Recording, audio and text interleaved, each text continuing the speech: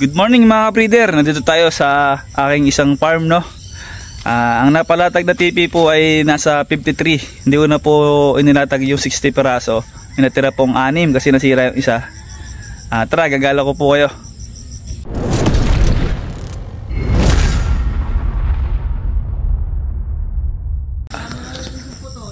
Ito mga breeder, ito ay yung gagawin nating ranging area. Ang ganda ng tanawin dito. Ayan. Pasensyaan nyo na, makalat pa. Hindi pa po ako nakakapagpalinis. Ayan. Ito yung ranging area. Nagagawa na po kami ng lambat. Sana kita nyo yung lambat. Ayan. 12 feet po ito. In order ko po kay Kigi nga ba yun? Yun. Sa kaibigan ni Melbert Flores. Shoutout nga pala sa inyo mga team Pausbong. Kay pare ko Chicken Lover. Shoutout sa iyo. Ayan. Ito mga breeder, yung ating cording area na pag-alaga ng late born. Nakakasa na po. Nakikita nyo meron dyang mga kawayan kasi lalagyan po yan ng lambat kasi gagawin ko nga po itong ranging area. At ito yung pinto ng ating gagawing ranging area. Ayan. Ayan, dito tayo magpipinto. Ayan. Tapos itong espasyo na to hindi ko pinalagyan ng TV kasi malilong lang din naman. Gagawa tayo dito ng maliit na pahingahan, para in case na umuulan dito tayo magpapahinga. Tapos lalagyan din natin dito ng lagay ng patoka, lagay ng mga gamot. Ayan. Ito mga breeder, yung aking bagong cording area. At gusto ko lang magpasalamat sa mga tumulong at sa sumuporta sa kabreeder. Ayan. Ito po yung bunga ng ating pagtsitsaga, Ayan. Medyo maganda na po. Ayan. Makalat pa lang, pasensya na kayo mga breeder, lagi kasi umuulan. Saka medyo busy pa rin ako sa kabilang manukan kasi naglilinis tayo doon. Ayan. Ito mga breeder, baka dito sa may puno na to maglagay tayo dito ng tangkal. Kung baga bawa mayroong hindi natin inaasahan na magkaroon ng kaunting sipon, sakit. Ayan. Gagawa tayo dito ng tangkal para dyan natin sila gagamutin. Ayan. At ayun, Tia! Nandiyan po. Ito po mga breeder, 53 pieces po yung napalagay. Pwede pa po dito maglagay mga 2 peraso pa, pero siguro hindi ko na muna sila lalagyan. Gagawin ko na lang tong anong tawag doon, yung lagay ng mga may sakit. Kung hindi pa kasi may iwasan mga breeder na hindi magkakasakit yung mga alaga natin, dapat ready tayo. Yan, meron tayong lagayan. Kung baga may mga sipon, kailangan magamot natin ng maayos. Ito. Yan mga breeder, unti-unti nang natutupad yung ating mga pangarap, Yan, samahan nyo ako, abutin yung kusan man makarating ako, samahan nyo ako. Ayan. Tik na nalaglag si pare. Ayan mga breeder, pakagala ko lang kayo. Tapos dito maglalagay tayo ng mga solar dyan. Maglalagay din tayo dito ng isang aso. Nakahihiram tayo ng aso kay Kuya Gary.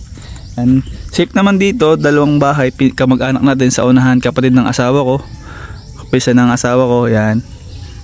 Yan mga breeder, dito naman tayo maglalagay ng aso sa may avocado. Yan.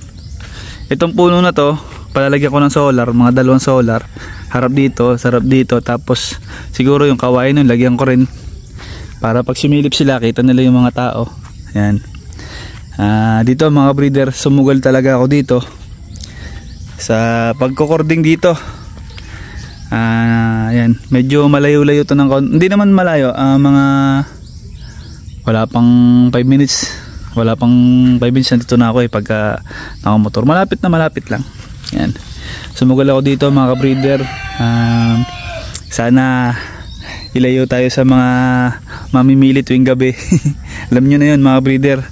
At sana wag maging healthy yung mga alaga dito, wag magkakasakit. At sana maging maganda yung resulta ng ating pag-invest dito. Ayun mga breeder, ito yung update kasi may mga nagtatanong ng kamusta na yung ginagawa nating farm. Ito makalat pa po, marami pa pong imbisin. Ayan. Dito mapapalagay yung mga late born natin. Sa late born natin marami tayong broodstag doon na golden boy, pwede nyong i-avail, pero saka nyo na po saka nyo na po i-avail. Akin muna pong silang papapagandahin at yung kumbaga full grown na para satisfied. Hindi, para ano mga breeder, para okay na pagkadating ng release. Ayoko kasi mag-release nung kulang ang buntot, ganyan, yung di pa masyado barako, para maiwasan natin yung epekto sa atin. Kasi mamaya mga breeder, may na pagdating yung manok natin sa manukan nila, siyempre makikita yun ng mga kakaibigan nila, Bin, saan galing yan, bakit totoy na totoy pa, bakit walang buntot, ganyan to, bakit ganyan. Siyempre ang epekto nun sa atin. Kaya kung ako mag-release, laging sinigurado ko maayos, saka yung hindi rin mapapahiya yung bibili sa atin. Kasi ramdam ko mga breeder, yung pagkabili ko, pagkadating ko sa manukan, kasi pinilit kong bilhin. Pagkadating ko sa manukan, dumating yung mga amuyong. Sabi, bumayad ka ng ganyang klase pa. Ayun, medyo masakit sa part ko yun, pero naunawaan ko sila. Kaya ngayon ang ginagawa ko sa mga magiging buyer natin, hindi ko sila pinagmamadali, kasi madami naman dyang manukan. At yung makakapag-antay sila sa akin, pwede po sila mag-avail sa akin. Pero lagi ko pinapayo, wag kayo magmamadali. Ano, mga breeder, ayan, update. Ito, kilala nyo na to, si Weng Weng. Parang Weng, lagi ko tong nauusap pag may pagawain tayo sa manukan. Hindi pala lagi, busy tao to eh. Lagi ko lang kinukuha, kasi kita nyo naman yung kabit niya sa lambat tuwid. Ito mga breeder, papalinis ko to pag okay sila. Papalinis ko para makita natin yung tanawin doon, yung magandang bundok. Tapos para maaliwalas, papalinis natin para na rin tuwa yung may-ari ng lupa na hiniraman natin. Pasensyahan nyo na yung itsura ko ngayon. Kasi bagong tapos lang ako maglinis sa kabilang manukan, medyo pagod, dumiretso ako dito kasi gusto ko makita yung ating pinagagawang manukan. Ayun, mga breeder, ang ganda nito. Papatungan ko yung nasirang tipi. Gagawin ko lamesa dito sa gagawin nating kubo. Yan, yung kubo ko simple lang, basta may bubong lang, wag mabasa yung patoka, may pahingahan tayo, may lagayin tayo ng mga gamot, vitamins, okay na. Mga breeder, at ayun mga breeder, kwentuhan muna tayo. Ayan, nakikita nyo ba yung nasa likod ko mga breeder? Ayan, noon iniisip ko lang sana magkaroon tayo ng manukan. Ngayon dumating na mga breeder. Hindi ko inaasahan na magiging ganito yung manukan ko, pero mga breeder, hindi pa ito yung pangarap ko.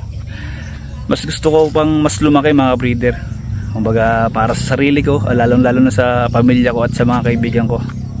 Mga breeder, balang araw mga breeder, hindi na masisira yung manukan natin. Balang araw hindi na masisira yung breeding area. Balang araw hindi na babahain yung ating cording. At balang araw mas gaganda, mas lalawak yung ating manukan. At balang araw gusto ko kasama ko kayo sa pag-angat, sabay-sabay tayo mga breeder. Manatili tayong laging nangangarap, kasi pagtrabahuan natin, paghirapan natin, kasi alam ko na mayroong Diyos na nakatingin sa mga ginagawa natin, na kahit anong hirap natin, huwag lang tayo magreklamo. May napanood kasi ako mga breeder, parang sabi niya, God is good all the time, God is good. Ang kwento mga breeder, yung hari at saka yung tauhan niya. Yung hari magaling maghunting. Ngayon nakahunting siya ng pabira mo. Nakita nung tauhan, sabi nung tauhan niya, God is good all the time, God is good. Natuwa yung hari kasi paladasal yung kanyang tauhan. And then dumating yung time mga kabreeder na naghahunting yung hari, nasugatan yung hari at naputol yung daliri niya. Ngayon nakita niya yung tauhan niya, na nakita yung hari na duguan tapos putol yung daliri. Ang sabi ng tauhan niya, God is good all the time, God is good. Yun, nagalit yung hari kasi paano daw naging mabuti yung Panginoon, naputulan na nga siya ng daliri, hindi pa niya nahuli yung kanyang hinahunting. Ngayon, pinakulong yung tauhan. And then, sabi ng tauhan, God is good all the time. All the time, God is good. Ayun. And then, mga breeder, dahil nakakulong na yung paborito niyang tauhan, nagsama siya ng ibang tauhan para maghunting sa kabilang bundok. And then, kasama ang palad, nahuli sila ng mga kanibal sa kabilang bundok at nabiyag sila kasama yung mga tauhan. And then, yung mga tauhan, nauna nilang kinain kasi yung hari, yung magiging alay. And then, dumating na yung point na yung hari na lang natitira at gustong ialay nung hari ng kanibal. Ang nangyari mga breeder, hindi natuloy yung pag-alay kasi nakita nila na putol yung daliri. Sabi ng hari ng kanibal, hindi to pwede maging alay dahil may diferensya. Pinakalpasan yung hari.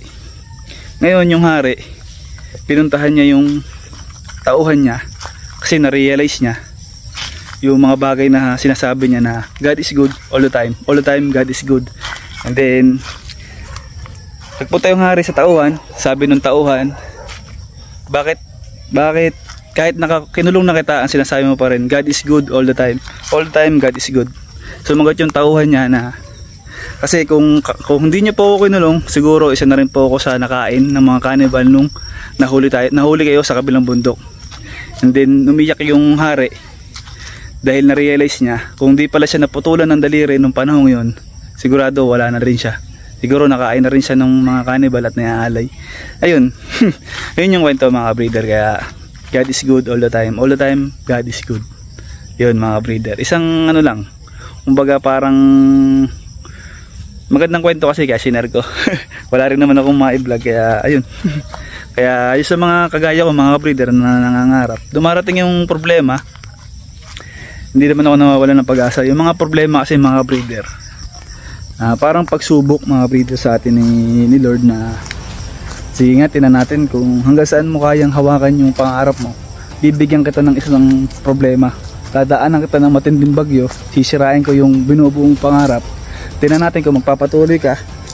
Pag nagpatuloy ka, bibigyan kita ng konting swerte, pero hindi muna ibubuhos ni Lord lahat yun, utay-utay. Dahil siyempre mga breeder, hindi lang naman tayo yung taong pinapanood niya, marami tayo. Kaya wag tayong mainit at wag akong mainit. Ayun mga breeder, hindi ko naman sinasabi to dahil ano yung makajos ako, mga ganyan. Bihira po ako magsimba. Nagdadasal po ako pang sarili ko lang. Hindi ko po pinapakita na palagi ako sa masimba. Ayun mga breeder, gusto ko lang gusto ko bang kayo yung kasi may mga minsan kasi mga breeder, nararamdaman ko yung nararamdaman ng iba, yung parang nahihirapan, and nakikita na kasi nila yung mga resulta ng iba na nilang pinapanood na parang ang galing niya, ang galing nun. Yung kasi yung proseso hindi natin nakita nung mga panahong walang-wala sila, walang-wala, yung parang nag-uumpisa pa sila, walang naniniwala sa kanila, wala silang ganito, wala silang ganon. Ang nakita lang natin yun, yung resulta. Yun yung bunga ng pagpapagod nila, yun yung bunga ng pagtitiwala nila, at yun yung bunga ng pagsikap nila. Kaya itong mga nakikita nyong to, bunga to ng sakripisyo namin mag-asawa at ng aking mga kaibigan. Ayan. At ayun lang mga breeder, salamat.